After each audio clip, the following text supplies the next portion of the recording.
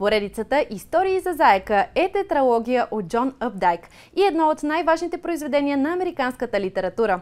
То представлява дълбоко проницателен и изчерпателен поглед върху човешката природа.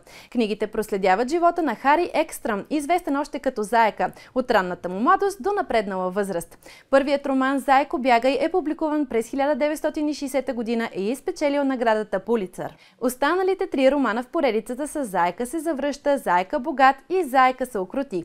В развитието на сюжета са засегнати теми като търсенето на себе си и натиска на очакванията на околните, лошите навици, цената на успеха, търсенето на щастие и откриването му в простотата на живота, в любовта към семейството и в приятелите. В крайна сметка Заека се смирява и приема живота си такъв какъвто е. Той разбира, че щастието не се намира в материалните притежания или в блясъка на славата. Поредицата "Истории за Заека" обрисува майсторски борбите и стремежите на Заека, които са закодирани във всеки от нас.